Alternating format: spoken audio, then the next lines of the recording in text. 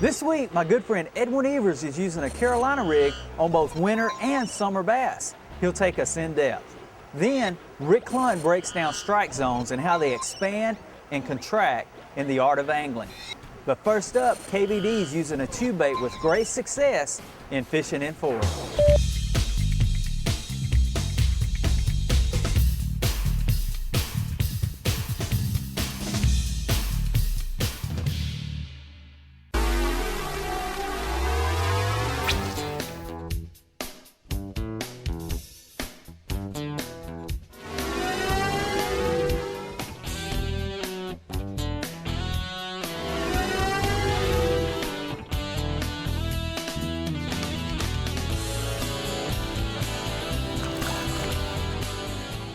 Tube bait's got to be my favorite soft plastic just because of the versatility that you have. It can imitate about anything out there in the water. I mean, to a smallmouth like this, it can be a crawdad, it can be a minnow, it can be a little perch. It can just be about anything, and you can fish it just about any way. It's so erratic the way it falls that it triggers a lot of strikes, and that's what I really like about them. You know, I can shake it, I can hop it, I can drag it real slow. It's very erratic and it triggers a lot of reaction strikes. I use tubes more than any other soft plastic without a doubt. And you can rig them so many different ways too. I mean, I fish them on jig heads, I Texas rig them, I'll drop shot them. But my favorite way, without a doubt, I think it gets the most action is fishing it like we are here, just on a jig head. Oh, look, you spit out a big old perch. I can fish it slow, fast. It's so erratic the way that it falls, they can't help but bite it. He thought he was getting him a nice perch or a crawdad. That's why they're my favorite plastic. I like to have specialized heads in all the different weights so I can match all the conditions. These new tube heads that have the 60-degree eye, I think give the tube a lot more action. They're going to dart a lot more, they're going to move a lot more radically, and as they fall, they swim a lot better. Instead of just using the old round ball like that when you're bouncing the bottom, I like these new fatter style, and especially one with a good rattle in it. If I'm bouncing that tube on the bottom, that rattle helps really draw those fish in there. So don't just get by with just the old round ball jig head. Get some good tube heads and you're going to be a lot more successful. One of the things I do when I get one on like that is I don't set the hook. You want to just reel and let the rod load into it. You want to not jerk, just reel, let the rod load, and you'll catch a lot more of them. That's a good one right there too.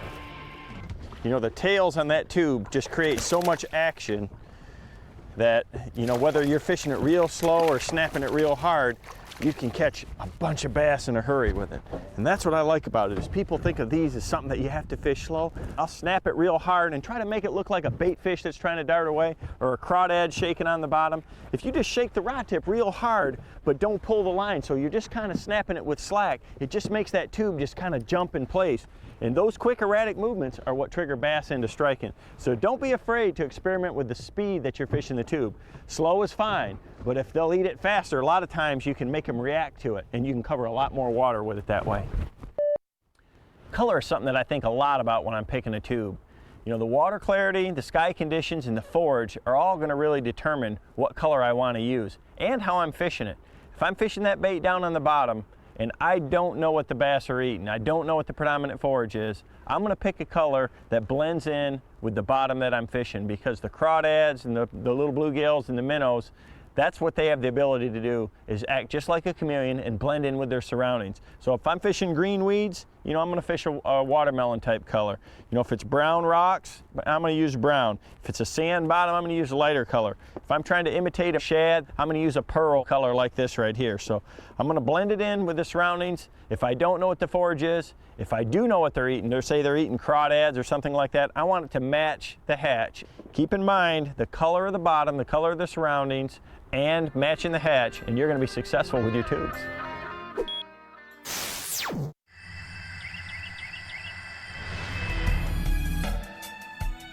A great technique for summer fishing is definitely a Carolina rig. But did you know it can work in both winter and early spring? Edwin takes a look at both seasons as we go in depth.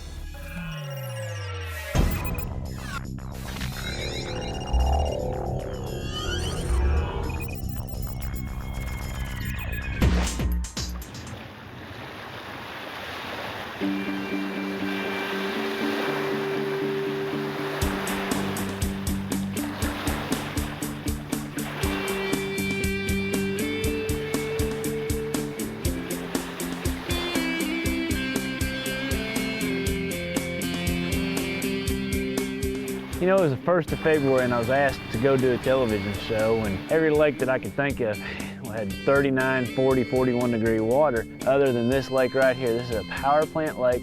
Never been here before, but the water temperature here is between 60 and 70 degrees, so I had an opportunity to catch some fish. I came over here, did not know what to expect, but I got something going on a Carolina rig. I'm looking for some fish. You know, we got a channel swing that swings out next to this big flat, and I'm just trying to see if I can find a key area right here where this would happen. The Carolina rig is a great search bait.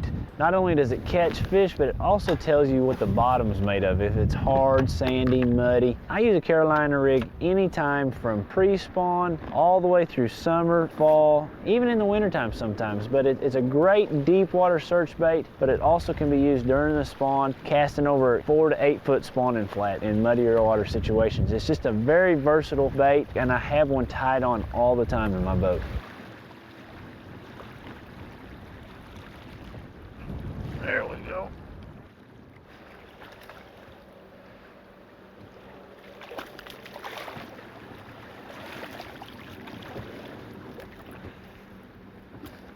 Hold still, buddy.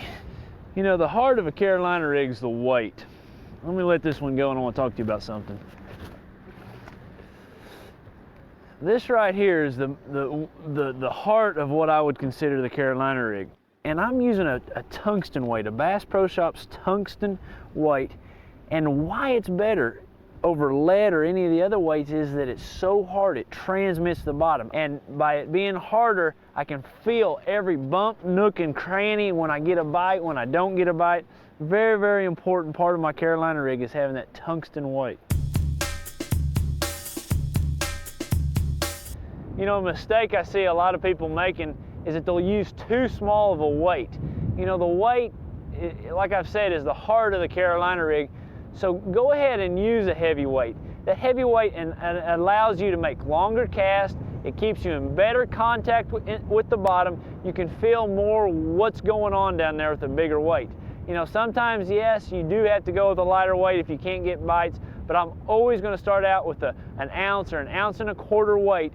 If I can get away with it, that's the weight I want to use. I can work my bait much faster, better contact, longer cast, numerous reasons why I want to use a heavier weight. You know, one of the great things about a Carolina rig is that I can stay in contact with the bottom, still able to feel my bait with this 15 to 25 mile an hour winds that we've got.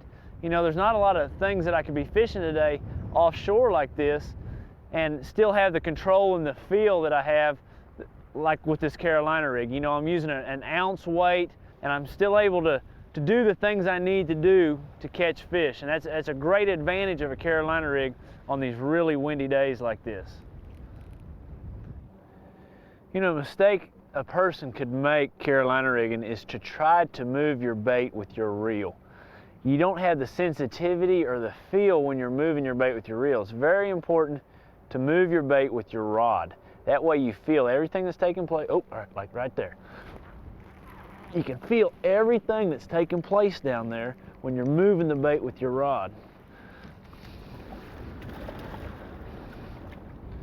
You know, if you're trying to reel that bait, that Carolina rig with your reel, you don't get the feel while you're reeling the bait like you do as if you're dragging it with your rod. All the feel is transmitted through your rod, not the reel. So it's very important to move that bait or your Carolina rig with the rod, not the reel.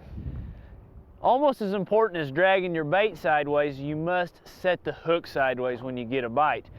By setting the hook sideways, you get a direct pull. If I set the hook up like I'm worm fishing or something like that, all I'm doing is lifting that weight up off the bottom. It puts a lot of extra slack in your line. You're not going to get as good a hook set. You must set the hook sideways. That's going to ensure the best hook set possible. Very important to use a 7.5 foot rod. The reason why, you can move more line on your hook set. That's very, very important. You're making long casts with the Carolina rig. you need to move lots of line on your hook set. So you need the extra length in your rod. I like a medium heavy action rod. I want a pretty stiff rod. I've got to move a lot of line and try to set that hook a long distance from the boat a lot of times. You know, it's very, very important Carolina rigging that you stay in contact with the bottom. When you're working your Carolina rig, you always want to drag your rod sideways. You don't ever want to bring your rod up, because what that does is it brings the weight off the bottom. I want to stay in contact with the bottom, so I'm always going to drag my rod sideways. And the reason for doing that is it keeps your Carolina weight on the bottom. By dragging it sideways, my weight's stirring up mud and making noises, and you're feeling everything down there. I can tell you right now, that's rock. That's pea gravel rock. I can feel each and every rock, and it's just a very natural presentation by dragging it sideways. Very important.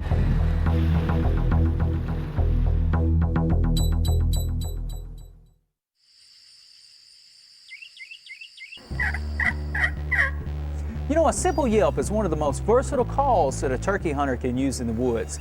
And likewise in bass fishing, a Carolina rig is the most versatile technique out there. It can be used in any season. There we go.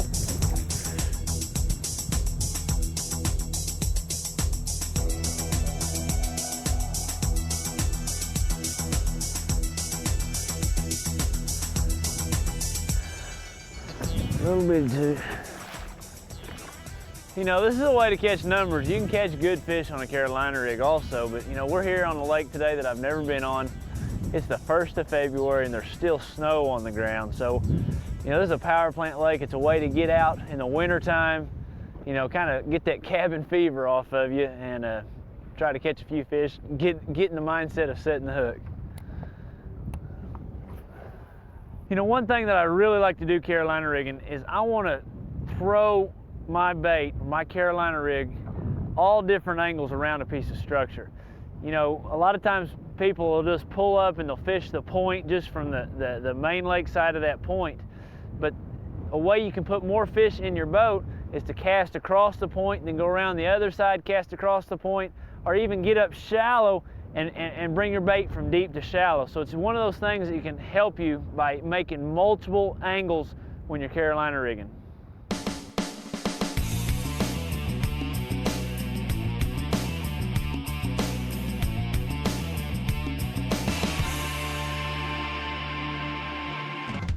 You know, a Carolina rig consists of a big, heavy tungsten weight. I've got a brass clacker in there to help protect my knot, make a little extra noise, a high-quality swivel, monofilament leader, a light wire hook, and whatever bait of your choice. You know, something important to remember in your lines when you're choosing line for Carolina rig is to choose a heavier main line than your leader. You know, if my lure gets snagged in a tree or something like that, you know, my leader will break and I won't lose my weight and my swivel and my clacker. But another reason for having a lighter line leader, it just allows that bait to act more freely, gives it more action, it's going to float a little better back there following your weight. Now, one other really important aspect to my Carolina rig is my XPS fluorocarbon line. You ask the reason why? It's because it doesn't have any stretch and it sinks. The no stretch gives me great sensitivity, gives me a lot better hook set. Why does it sink have any importance? Because there's no bow in my line. When I go to set that hook, or if I'm dragging that bait, my line is in a straight line from the worm weight straight to my rod tip. Gives me much better feel and a much better hook set. You know, something very important to remember when you're Carolina rigging is always check your knots. You know, you've got 3 knots in a Carolina rig and they get tore up very, very easily. Your line really takes a lot of abuse when this big weight is dragging the bottom. You know, that's coming through a lot of stuff. Your line's being scraped over stuff constantly. So you've got to really pay close attention to your line right in here and retie it often. There we go. That fish got a, whoa, buddy. Sorry about that. Whoa! Well, I tell you, you released one in a hurry. I was fixing to say that fish had a big old belly on it. What I look for in the pre-spawn stages when I'm Carolina rigging, I want to find a place that I think those fish are moving into. I want to find a big spawning flat and then something right out in front of it that those fish can relate to, some sort of structure, a creek channel swing, a point, some place those fish are gonna hole up before they go back on those spawning flats and spawn. Summertime, I look for offshore humps, drop-offs close to the river channel, places where those fish have pulled back out from spawning. Any type of old road beds are great places to catch them Carolina rigging in the summertime. You know, all day today I was throwing a finesse worm. You know, it's wintertime, and so I opted for something small, something finesse. A lizard's a great bait to rig, a French fry, a woolly hog, any of your creature style baits, all great baits to put on your Carolina rig. I stick with green pumpkin, watermelon, 99.9% of the time. I choose the green pumpkin in the darker water situations, and I choose the watermelon in the lighter, more clear water situations. Oh, there we go. Here's a little better fish, all right. That fish has been on the Jenny Craig diet right there. He needs to eat some more. Skinny, skinny. Long and lean right there, buddy. Long and lean. Thanks, bud.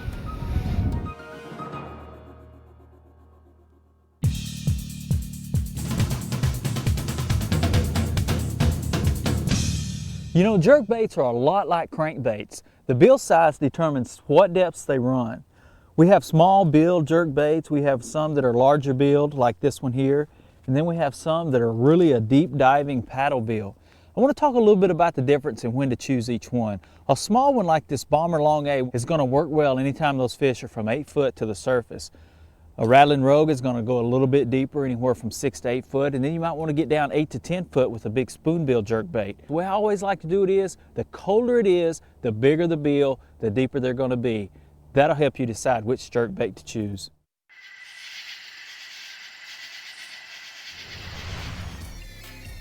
Understanding the strike zone is critical in fishing success. Today, Rick Clunn takes a look at expanding and shrinking strike zones in the art of angling.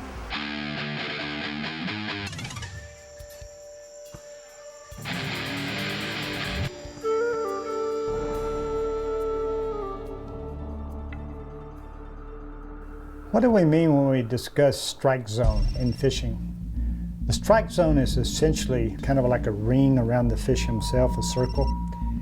And sometimes that ring is small. In other words, if you don't put your lure right in that circle, he's not going to hit it. Sometimes it's larger, so you can get away with poorer casts and still get the fish to react to your lure. One thing you might visualize is that all of us have seen our little kitty cats in the living room where you've got a little ball on the string and you throw it out there.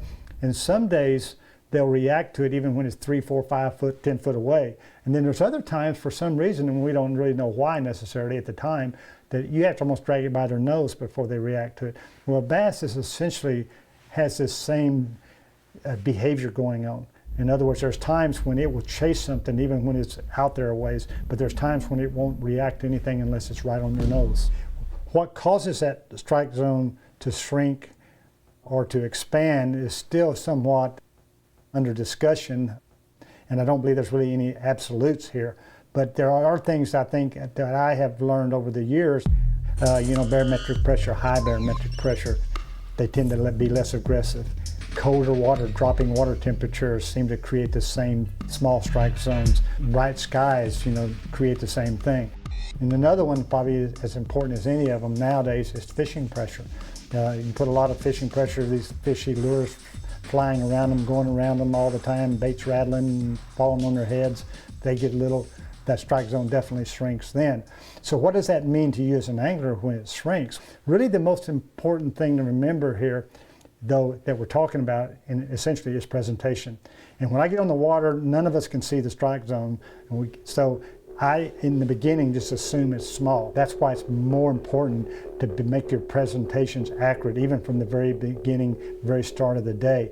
If the strike zone's large, then it's just a bonus. You'll make a bad cast and catch a fish, and then you'll realize these fish are really aggressive today. Whereas if the opposite happens, and if the strike zone's small, then it means I might have to slow down. I might have to go to a flipping and a pitching technique and leave the bait right in the target longer, stay right on the target, don't fish much outside the circle of the target. And so these are all adjustments you have to make when the strike zone is shrinking or expanding. But still, just always start, assume the strike zone is small, make accurate presentations.